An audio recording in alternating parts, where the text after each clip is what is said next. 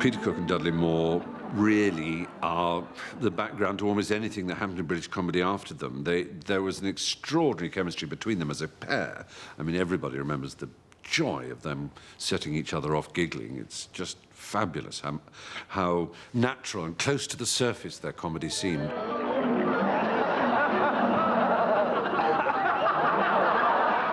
Peter Cook himself was obviously a Radley public school boy and gone to Cambridge, and Dudley Moore, as is well known, was a kid from Dagenham from a much more working class background who then went to Oxford and won a music scholarship and had a club foot and was a bit of an outsider.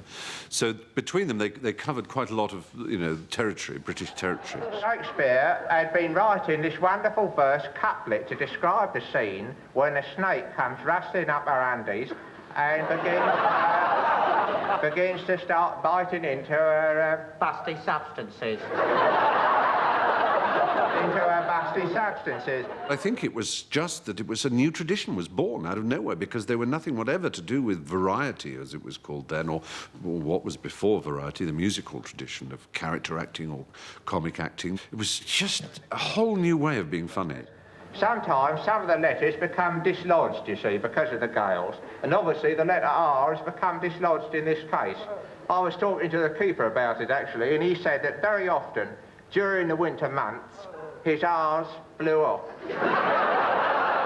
Peter Cook and Dudley Moore were utterly a different way of being comic, and one that obviously I owe everything to, because Hugh and I would write sketches in the Footlights Clubroom in Cambridge, and there would be a photograph of Peter Cook looming down at one in that way he had, with those starey eyes. And Dudley Moore was incredibly funny. And if you listen to any of their tapes, even the later, Derek and Clive ones, it's fantastic how funny Dudley Moore is. Brilliantly so.